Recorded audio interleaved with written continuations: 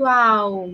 Boa tarde, Miguel. Boa tarde, Marco. Quem nos acompanha. Estamos em mais uma edição do nosso quadro BRICS 2024, aqui no Jornal da Fórum. Mais uma vez com o nosso correspondente lá direto de Kazan, Marco Fernandes. Boa tarde, Marcos. Boa tarde, Ana. Como é que vai, Marcos? Vamos bem. Cansadinho um pouco, mas também com a cabeça a mil. Muito excitado aqui com a finalização hoje da Cúpula dos BRICS. E aí com bastante coisa para conversar hoje.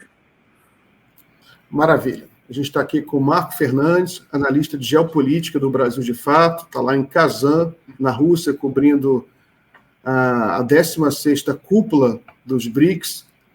É um dos eventos mais importantes da história. Hoje teve a reunião super ampliada dos BRICS, né? Outreach Meeting dos BRICS, com uma mesa gigantesca lá com muitos países.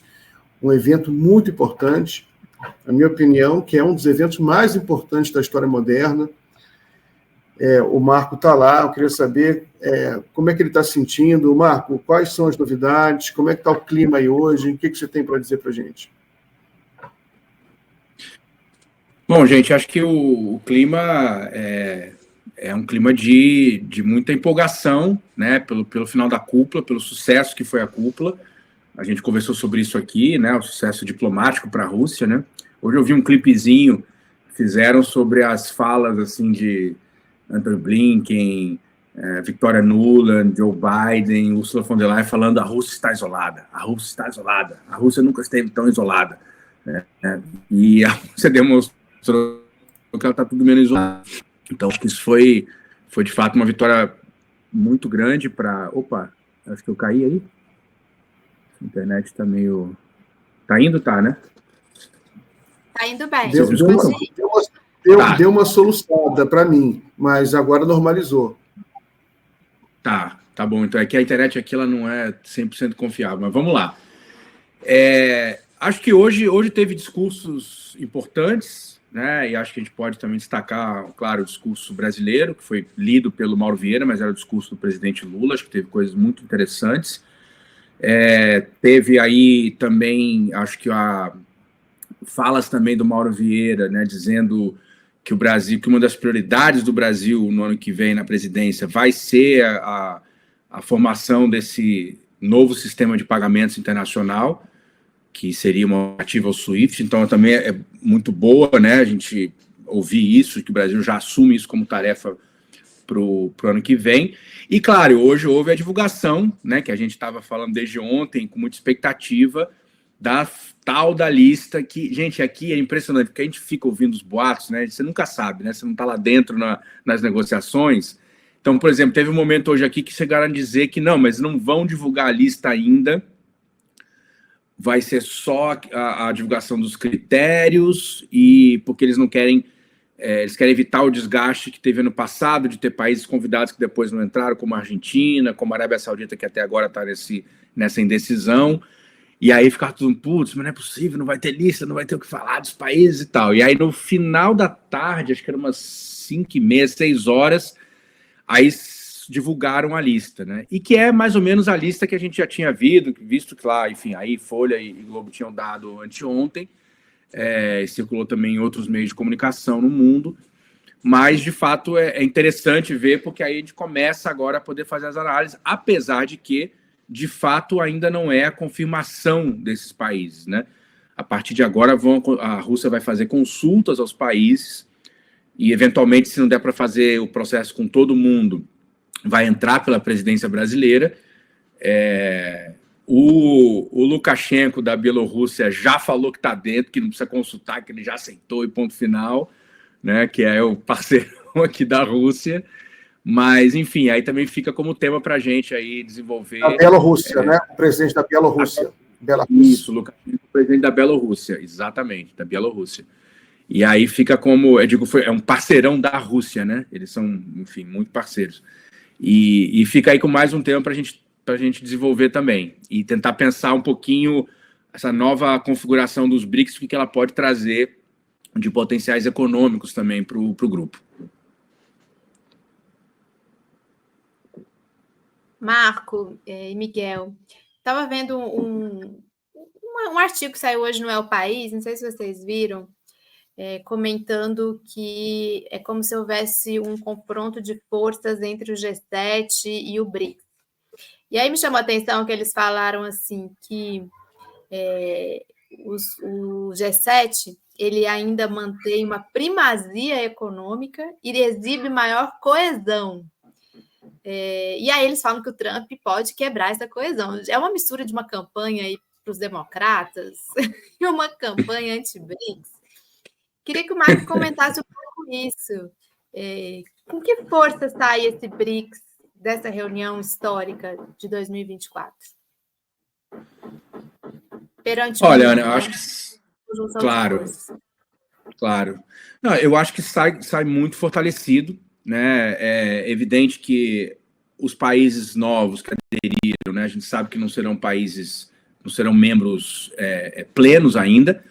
A gente também falou sobre isso aqui, a gente nem sabe ainda direito o que os novos países vão fazer, né? Os países que entraram ano passado como membros plenos, e também não está claro ainda o que os novos países parceiros, né? Qual que vai ser aí digamos, a posição deles. Então, mas é isso, só o fato de que há 13 países aparentemente dispostos a fazerem parte do BRICS, por mais que um ou outro aí talvez não entre no final, que sejam 10 países novos, nós vamos para 19 países, né? E 20 se a Arábia Saudita decidir entrar. Então é evidente que isso é uma demonstração de força, né? E pensar que há muitos outros países na lista ainda que não entraram, né? Por exemplo, a Venezuela, que também é outro tema para a gente tratar daqui a pouco. Mas agora eu acho que vai aumentar, Ana, esses artigos na imprensa europeia, na imprensa do norte, eu acho que fazendo essas comparações, e a gente já vem vendo artigos já mais cuidadosos e mais preocupados, né? Porque a retórica até 2 anos atrás era uma mera retórica de desqualificação dos BRICS, né? Agora você começa a ver uma preocupação, e isso aí, né, esse negócio aí pode começar a dar certo, isso não vai ser bom para nós, né? E as comparações com o G7, de fato, elas são inevitáveis. Já desde o ano passado, com a expansão, né, tem toda uma comparação aí de potência econômica. Agora, uma coisa que o El País tem razão é a unidade. De fato, o G7 é mais unido. Até porque o G7, com exceção do Japão, é um clubinho de países de brancos, né? De brancos cristãos, né? Todo mundo, só o Japão mas o Japão como uma potência ocupada, uma potência que foi imperialista, né? Que foi fascista e que depois foi ocupada pelos Estados Unidos, é um apêndice, né? Deixaram aí fizeram uma cota, né? Para os não brancos poderem participar. Mas de fato tem muito mais unidade cultural, muito mais unidade econômica. E, por outro lado, eu acho que os BRICS, justamente a novidade dos BRICS é essa diversidade cultural, o fato de que junta, digamos, estados, civilizações, né, como os chineses gostam de chamar, e os russos também têm adotado esse termo, né? A Rússia, que tem mais de 1000 anos de história, a China, que, o Estado chinês sozinho tem 2.300 anos, o Irã, que é outra sociedade absolutamente ancestral, que tem aí também 3.000 anos, 2 e 3.000 anos de história, a entrada da Turquia também, que é outra civilização muito antiga. Então, de fato, você está reunindo países que têm uma tradição cultural muito, muito profunda e muito diferente, né? A Índia nem falar, né? Então, de fato, eu acho que traz uma complexidade, traz um desafio, mas também traz um potencial de uma riqueza cultural, de uma riqueza de diálogos, né?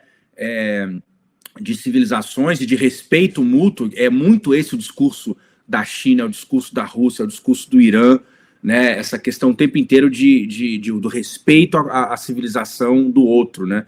que é tudo que a civilização ocidental, branca, europeia e depois norte-americana não tem, né? Que são os colonizadores, são os perpetradores de genocídios, né, incontáveis, e com quantas milhões de pessoas morreram assassinadas pelos colonizadores brancos e pelos imperialistas brancos. Então, acho que essa dicotomia vai ficar muito grande, apesar de que é aquela coisa, né? Todo o discurso dos líderes dos BRICS isso não é uma plataforma, um grupo anti-Ocidente. Aliás, o Modi falou isso, né? O Modi gente, vamos tomar cuidado para que isso não vire um grupo anti-Ocidente. Não pode ser, que senão nós não vamos gostar.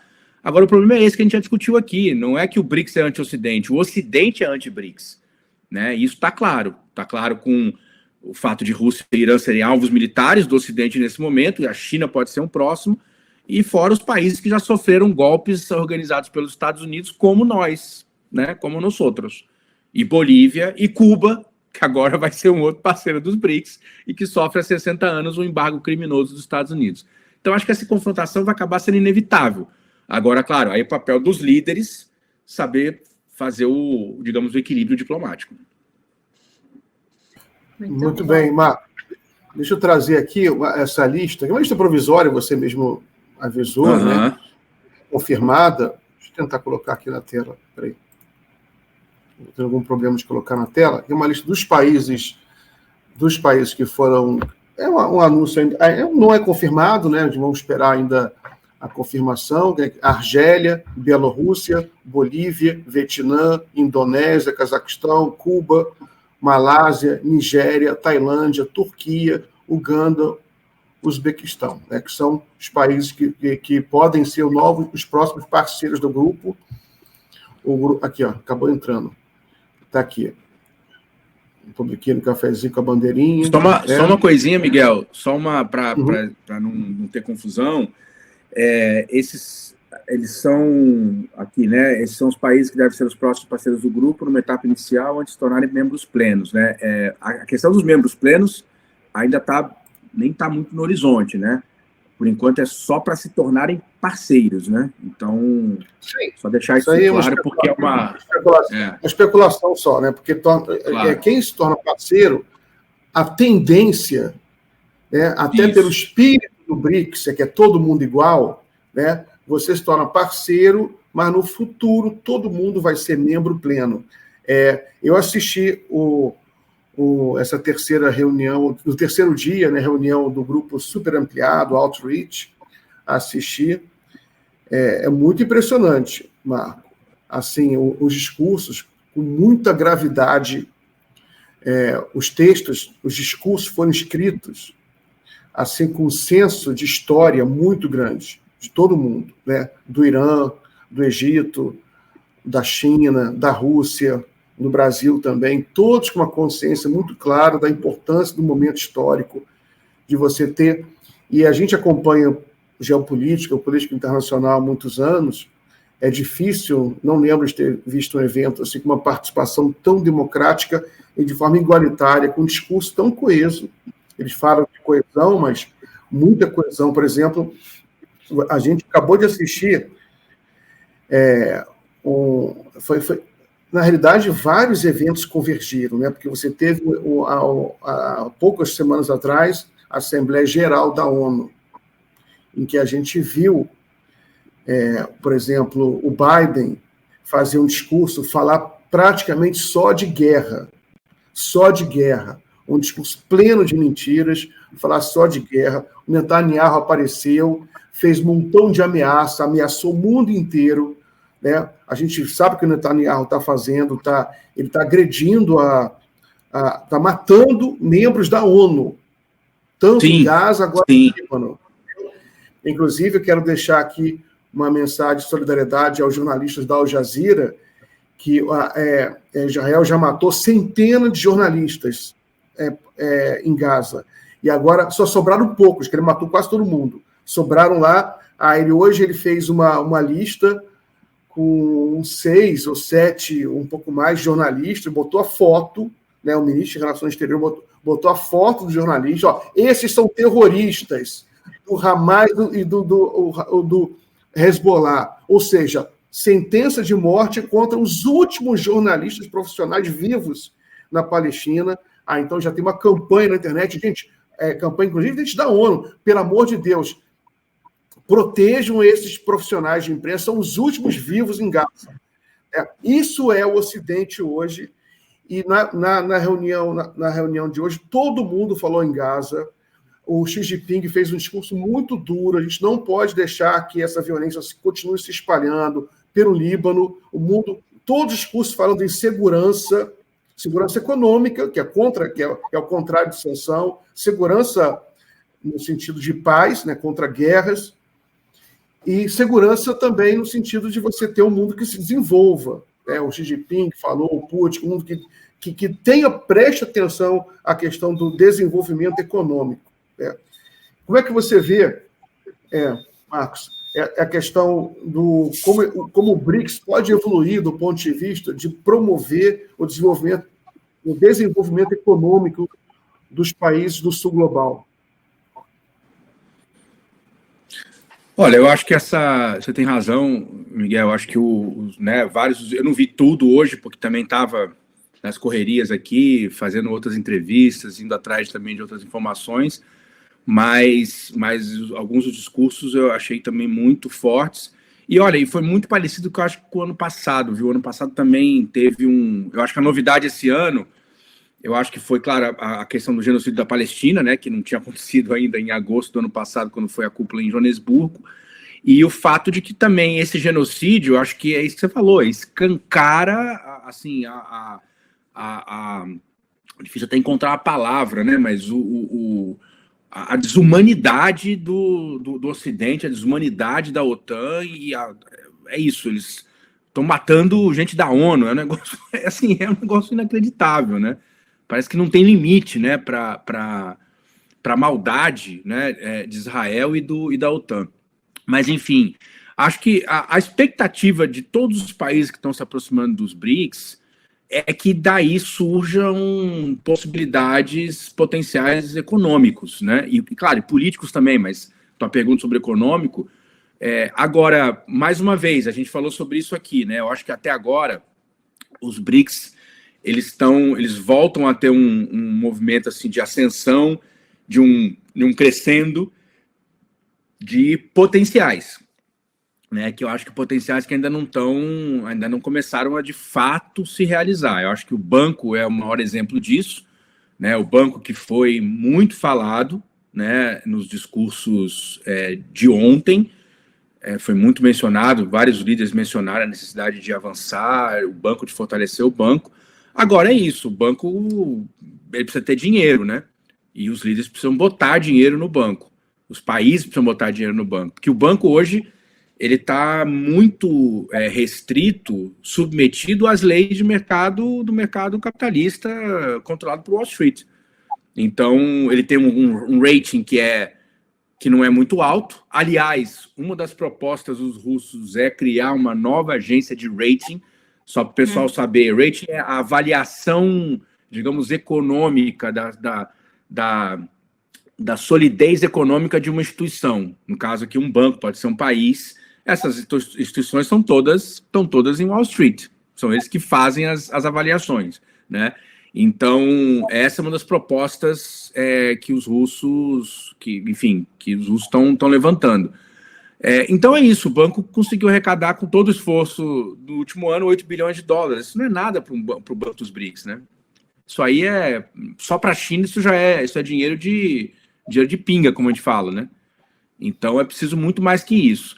Da mesma forma, a gente já falou aqui de outra vez, o acordo de reserva contingente, está lá $100 bilhões de um fundo que está parado, enquanto o Egito e a Etiópia, que são 2 membros plenos dos BRICS, estão lascados com os novos acordos que tiveram que fazer com o FMI. O Egito, inclusive, saiu uma notícia anteontem que teve que aumentar pela segunda vez em poucos meses os combustíveis por uma imposição do FMI. Aumentou o preço dos combustíveis e já tinha gente protestando nas ruas. Ou seja, como é que pode um país dos BRICS estar agora submetido a uma situação de instabilidade econômica desse tamanho e tem $100 bilhões parados no fundo alternativo ao FMI que os BRICS fizeram?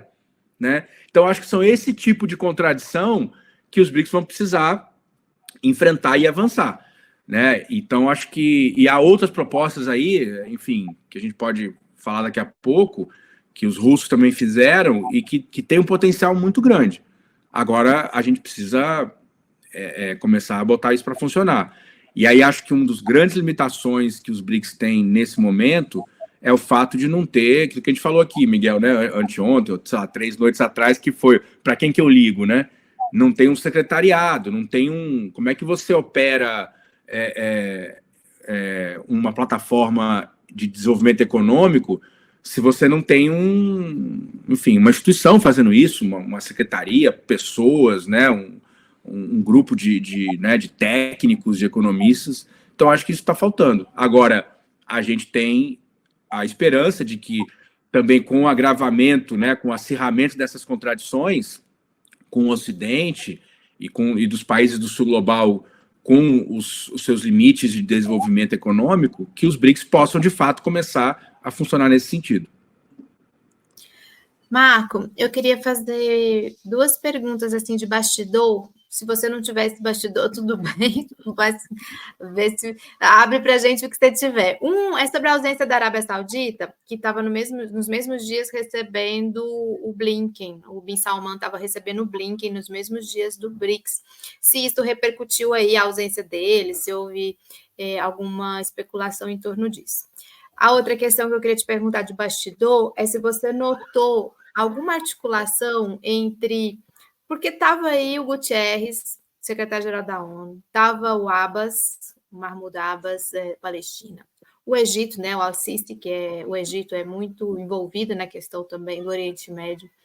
Se o BRICS ficou mais no declaratório com relação a Gaza, ou se realmente teve alguma coordenação de algo que possa ser feito para enfrentar essa questão da Palestina. Então, eu queria te perguntar essas 2 questões de bastidor. E, por último, se você puder dar uma notinha para a gente também sobre essa questão dos grãos, né, da regulação do comércio de grãos, que eu vi aí que o Putin falou, e parece que há uma coordenação nesse sentido. Tá, vamos lá. Olha, do ponto de vista dos bastidores, eu não, em relação assim, à Arábia Saudita, o que tinha era uma expectativa antes da cúpula que pudesse haver alguma sinalização da Arábia Saudita. E, de fato, não houve, né? Acho que, no final das contas, o Faisal veio, né? Agora, eu acho que ele participou, o chanceler da Arábia Saudita, né? Se eu não me engano, ele chegou a participar. Mas olha, uma coisa que é nítido, não se tocou praticamente no assunto Arábia Saudita aqui, assim. Foi uma coisa, por exemplo, essa questão da reunião com o Blinken, vou ser bem sincero contigo, eu nem estava sabendo. Que eu estava tão enfurnado aqui nas coisas, né, da cúpula que eu não vi essa. E não vi ninguém comentando sobre isso, né? Acho que, aliás, ouvindo isso é um péssimo sinal, né? Que eles estejam reunindo com o Blinken. E saiu a foto do Blinken com o Salman, acho que bem no primeiro dia dos BRICS. Pois é. Sobre a questão da Palestina, também não ouvi nada aqui, assim, né, a gente tô comunicando com várias pessoas, com vários jornalistas e tal. Se houve, foi uma coisa muito a portas fechadas por enquanto, né? Agora, claro, o que houve foram discursos, né, como a gente viu, discursos muito enfáticos, inclusive o discurso brasileiro, né? O discurso brasileiro foi muito enfático, foi... não sei, sei lá, 1/4 do discurso, né, do Brasil, do Lula, né, lido pelo Mauro Vieira, foi sobre a Palestina, inclusive dizendo que Israel já lançou mais bombas sobre a Palestina do que foram lançadas em Dresden, Hamburgo e Londres na Segunda Guerra Mundial. Achei esse dado, não entendi se é somados os 3 ou se é cada um separado, mas, de qualquer forma, acho que é uma enfim, uma metáfora muito, muito forte. Mas vamos ver. Eu acho difícil que saia alguma coisa daqui, apesar de que teve uma declaração importante do Mauro Vieira hoje, dizendo que o Brasil vai, caso não se chegue a uma solução pacífica até o começo do ano que vem, quando começa a presidência brasileira, que o Brasil vai usar a presidência dos BRICS para digamos, ampliar o debate sobre o clube de paz que eles, né, que ele e a China o Brasil e a China estão propondo. Então, acho que isso também foi um aceno importante do chanceler brasileiro. E por último, você falou da Bolsa de Grãos. Isso aí é um negócio sensacional. Isso, olha, gente, se isso der certo, é mais uma coisa, os BRICS é uma fábrica de ideias geniais, né? Agora o que está faltando é implementá-las. A Rússia veio com essa é uma das propostas, né? Fazer uma bolsa de grãos dos BRICS, a gente comentou sobre isso aqui ontem. Eu recomendo, não sei se eu acho que eu já mencionei, quem tiver interesse em aprofundar qual o debate econômico que foi feito esse ano no interior dos BRICS, eu recomendo ler o relatório do Ministério das Finanças da Rússia, o relatório que eles apresentaram aos BRICS, foi entregue agora na reunião dos ministros das finanças do Banco Central, que foi há 2 semanas em Moscou, que é um relatório muito interessante, muito detalhado, é uma radiografia do sistema monetário e financeiro internacional, de todos os seus gargalos, os seus problemas, e com propostas concretas para lidar com isso. Tem, por exemplo, um dado muito interessante, Miguel, que eles fizeram um cálculo e que, assim, se todas as transações não tivessem que ir para dólar, né, a gente fazia a troca, as moedas locais, a gente compra os dólares e aí faz a negociação, e cada compra dessa a gente sabe, né? Isso até individualmente, quando você compra dólar, você paga uma taxa, né? Então eles calcularam, eles chegaram ao número de se a gente não precisasse fazer a conversão em dólar, isso geraria uma economia de 15 bilhões de dólares anuais só com as taxas de conversão do dólar, né, da moeda local para o dólar e do dólar para outra moeda local. Então tem coisas desse naipe, assim. Agora, a Bolsa de Grãos está lá, né? Eles falam sobre isso, e é o seguinte, eu acho que seria interessante mostrar, eu fiz uma matemática rapidinha e eu mandei aqui o Miguel, que é o ninja dos gráficos, fez um gráfico rapidinho, que são dados que ainda não estão auditados, viu? Eu fiz uma matemática rápida aqui entre o anúncio, que foi há, sei lá, 4 horas atrás.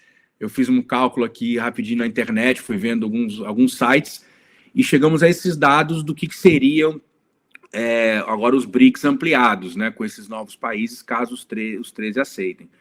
E aí a gente chega, no caso dos grãos, a produção está aqui, né? O arroz, 74% da produção de arroz global estariam aí nos 22 países dos BRICS. Sobretudo, na verdade, China, Índia e Vietnã, né?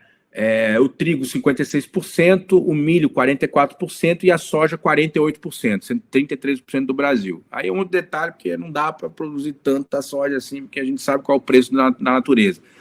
Mas, enfim, a proposta dos russos é, então, fazer uma bolsa de grãos diante desse potencial, né? E dizer, olha, nós precisamos ter mais incidência sobre os preços. Os preços são definidos em Chicago, né? Nós fazemos o arroz e quem define o preço é Chicago, ou o trigo, ou a soja, né? Então, é uma proposta super interessante e é uma proposta, como a gente tratou aqui há 2 dias atrás, ou ontem, não lembro mais, é tanta live, mas que seria a possibilidade de você abrir a negociação, o comércio de grãos para outras moedas que não dólar, porque hoje entre 80% e 90% das commodities de alimentos são negociadas em dólar. E a gente sabe que um dos pilares da hegemonia do dólar é justamente o fato de que as commodities de energia, de comida, né, e outros minerais são negociadas majoritariamente em dólares. Ou seja, se a gente começa a abrir o comércio dessas commodities para outras moedas, isso é um golpe na hegemonia do dólar. Então, quando a gente fala de desdolarização, a gente, em geral, acaba só falando da questão do comércio entre os países, né? A gente esquece dessa questão fundamental, que é o comércio mundial de commodities. Então, isso pode ser, né? Não teve... Os russos lançaram como uma proposta, nem chegou a ser discutido ainda na cúpula, mas daqui para frente, isso pode ser uma das questões que os BRICS precisariam desenvolver, né? Ana, me perdi agora. Sou eu que falo ou você? Acho que é você, Miguel. Eu fiz 3 Desculpa, perguntas. eu falei tanto aqui, desculpa, Miguel, que até... Mas é porque eu fiz 3 perguntas em uma. A culpa não é minha, é verdade. Você fez 3 perguntas. Você sabe que eu trabalhei com café há muitos anos, né? E eu lembro que um dos debates que se fazia dentro do setor de café é que o preço internacional do café era determinado pela Bolsa de Nova York. E Nova York, os Estados Unidos, não produz um pé de café, não produz um grão de café. Então, os países produtores de café são todos no sul global, né? Todos, Brasil, os países africanos, são países que dependem muito, até o Brasil mesmo. O Brasil, apesar do café representar hoje pouco em relação ao PIB, deve representar menos de 1% do PIB, bem menos, né? Na exportação, acho que representa uns 3%, 2% na exportação, mas em geração de emprego dentro do Brasil é muito importante o café. Então, a vulnerabilidade, a volatilidade dos preços. Então, se o BRICS tivesse uma bolsa sediada no Brasil, se o preço fosse formado no Brasil, por exemplo, que é o maior produtor mundial, né, juntamente com nossos parceiros africanos, seria muito importante para a segurança econômica dos produtores brasileiros. A soja também. A soja, eu sei que tem essas críticas aí que você mencionou, mas a gente não pode esquecer que a soja ela é um dos principais nutrientes do planeta, né? Porque a soja, ela é, diferentemente do arroz, ela é proteica. A soja é um vegetal proteico, ela é muito forte, então ela alimenta muita gente e ela alimenta toda a população também de gado, suínos, no mundo inteiro. Então a soja ela tem uma importância estratégica. E também o preço é formado em Chicago, porque os Estados Unidos é um grande produtor. Agora, para finalizar aqui a nossa live, Marquinhos, qual a expectativa, qual a conclusão que você faz sobre a importância dessa... Hoje foi o último dia, né? O que vai ter mais? Vai sair algum manifesto? Eles falaram que vai sair algum manifesto. Qual é o ponto final dessa reunião? Bom, a reunião está encerrada, de fato. Ainda tinha umas bilaterais, o Putin fez umas bilaterais também hoje com alguns países, inclusive com o Erdogan, se não me engano foi hoje. Teve uma coletiva de imprensa, né, que o Putin fez também, que foi longa, que foi muito interessante. Inclusive o Putin, só um detalhe aqui, né, o Putin falou da situação da Venezuela. E ele foi diplomático, mas foi bem claro. Ele falou assim, nós discordamos da posição brasileira. Nós achamos que o presidente legítimo da Venezuela é o Maduro, há um governo na Venezuela, não é possível que alguém perca a eleição, vai para a praça, olhe para o céu, olha e diz que Deus falou com ele, que agora ele é o presidente da Venezuela. Isso aí até o Papa pode fazer isso, mas para a gente isso não faz diferença. Ele falou isso? Olha, mas ele falou isso. Ele falou isso. Eu separei aqui a coletiva de imprensa, só que não vai dar tempo para a gente mostrar, vou tentar mostrar no jornal. Não, eu te mando, depois eu mando para vocês. Pode falar, desculpe. Não, isso foi no final, desculpa, isso foi no final. A última coisa que ele respondeu foi sobre a Venezuela. Ele falou assim, olha, tudo bem, o Papa pode dizer que Deus que escolheu ele, mas a gente não faz diferença. Por mais que, né, nós sejamos muito, muito cristãos aqui na Rússia. Mas foi isso, ele falou, olha, mas só que no BRICS a gente age por consenso, os países novos entram por consenso, o Brasil tem uma diferença de opinião, o Brasil não está reconhecendo ainda o governo da Venezuela, e, por enquanto, então, a Venezuela está fora. Ele foi bem diplomático nesse sentido, mas deixou clara que a posição da Rússia é favorável à Venezuela, né? Agora, daqui para frente, respondendo a tua pergunta, ainda tem algumas reuniões daqui até o final do ano na Rússia, tem alguns grupos, inclusive agora... No final de semana, por exemplo, tem uma reunião dos institutos de estatística dos BRICS. O IBGE vai estar, o Márcio Postman está vindo aqui, falei com ele hoje, inclusive, ele está chegando no sábado de manhã para essa reunião. Então, daqui até o final do ano tem algumas reuniões ainda. E aí, em dezembro, no final do ano, a passagem de bastão da Rússia para o Brasil. E aí, acho que oficialmente, se não me engano, acho que em 1º de janeiro começa a presidência brasileira. E aí nós vamos ver, né? Vamos ver porque o Brasil já falou da questão da Ucrânia, né, do Clube de Paz com a China, liderado pelo Brasil e pela China, falou da questão do sistema de pagamentos, né, da alternativa ao SWIFT, da Aliança Global contra a Pobreza, que eles também vão trazer. Houve também uma fala sobre a questão da taxação dos super ricos, que eu acho que isso vai ser um pouquinho mais complicado de trazer para os BRICS, sinceramente, porque aí você vai entrar num debate que, por exemplo, na China e na Rússia são muito diferentes, né? Mas, de fato, é isso. Agora vai ser a hora da gente demonstrar nossa capacidade diplomática, né? E vai ter que ser rápido, né? Porque a gente falou aqui, essa cúpula vai ser em julho do ano que vem, né? Mas acho que, de toda maneira, essa cúpula foi muito bem sucedida do ponto de vista da cúpula, do que se espera de uma cúpula. Mas acho que é isso que a gente vem falando, né? Os BRICS precisam trabalhar muito ainda para transformar todas essas boas ideias, esse potencial gigantesco. Falando nos dados aí que você mostrou no gráfico, Miguel, se os 13 países entrarem, os 22 países dos BRICS somados vão chegar a 43% do PIB global em paridade de poder de compra, né? Que é uma medida mais real do PIB, porque, enfim, faz com as moedas locais, né? É um índice que foi criado pelo Banco Mundial. Então, veja lá, estamos chegando a quase 50% do PIB global. Vamos lembrar que o G7 está com 30% do PIB global, né? Então, de fato, é uma capacidade econômica gigantesca. Os países, por exemplo, do Sudeste Asiático que estão entrando são países altamente industrializados, né, que estão com crescimento econômico, o Vietnã, a Indonésia, a Tailândia, a Malásia, né, mais um país petroleiro que é a Nigéria. Aliás, só um detalhe, viu? O petróleo agora vai chegar a 50% das reservas, se confirmar todos os países.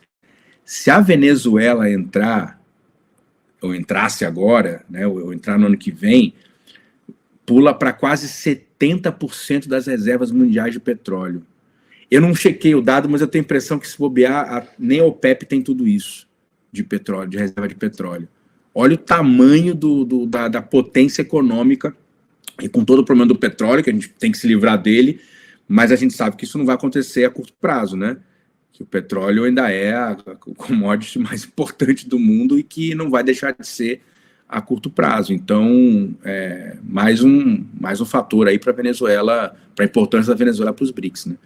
E agora é isso, trabalhar, né? O Brasil trabalhar, os países trabalharem e com uma necessidade de ter cada vez mais articulação, né? E aí a expectativa é que essas consultas agora vão ser feitas até o final do ano, aos 13 países, e se não forem completas, aí o Brasil passa a fazer as consultas a partir de janeiro do ano que vem.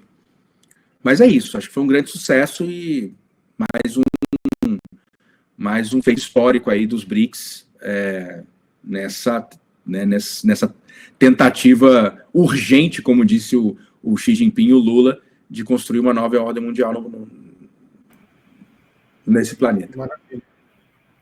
Cobertura histórica também do Marco Fernandes dessa reunião. Grande correspondente. Da Fórum, do Brasil de Fato. O Brasil de Fato está aqui, né? Inclusive com o Serguei Monin, né?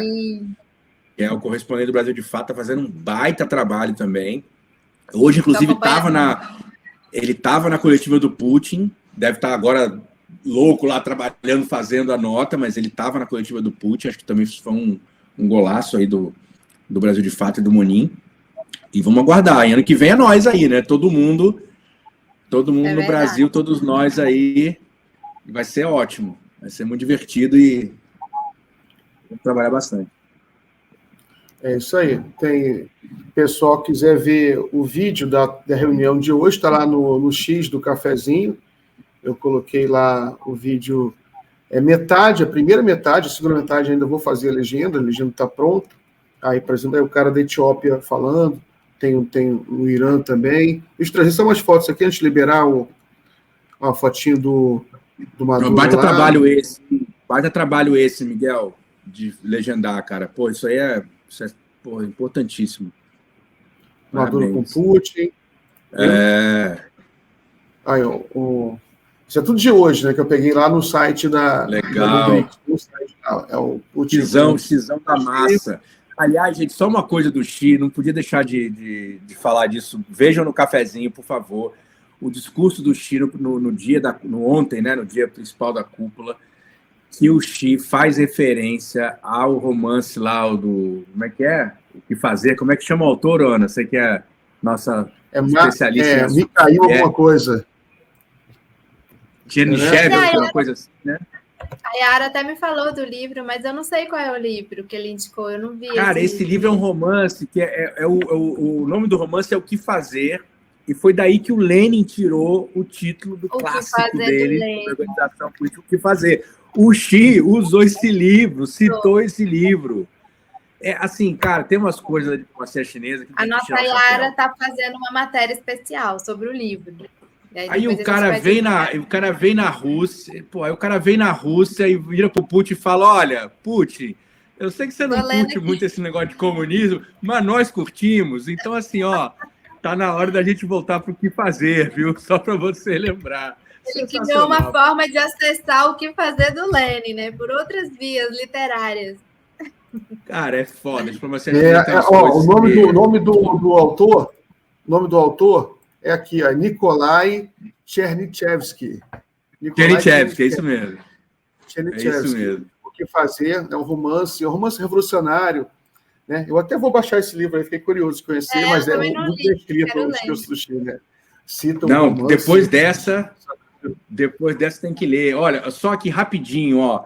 Xi Jinping, será que podemos deixar o mundo descer ao abismo da desordem e caos? Ou devemos nos esforçar para conduzi-lo de volta ao caminho da paz e desenvolvimento? Isso me lembra de um romance de Nikolai Chernyshevsky, intitulado O Que Fazer? Abre parênteses. Lenin. A determinação inabalável e o impulso entusiasmado do protagonista são exatamente a força de vontade que precisamos hoje. E continua. Depois ele continua, ele menciona. Que eu não quero alugar o espectador. Assistam no cafezinho o discurso do Xi Jinping.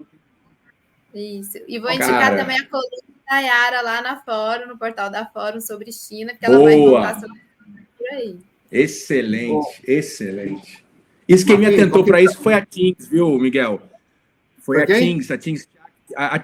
Tings Chak. Companheirona que ela que atentou, porque eu não tinha visto o discurso dele na hora, eu estava fazendo outra coisa, e ela me escreveu: você viu que ele citou o livro do Chernyshevsky, que é o do Lenin? Eu falei: puta merda, sensacional.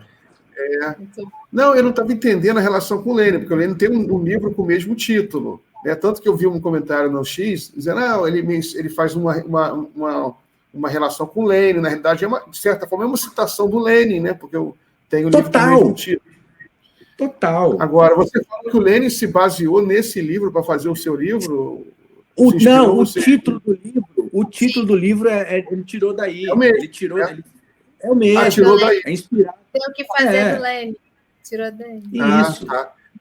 Mas é por causa desse romance que todo mundo lia, né? Todos os juventude revolucionária. Então, eu queria saber. É anterior, é do século. Acho que esse é do século XIX, esse livro. Nossa, gente, minha luz vai acabar. Tempestade aqui. Nossa Senhora. Vou concluir a gravação antes que corte. Pessoal, tchau, abraço. Gente. Obrigadão. Tchau, Miguel. Até a próxima.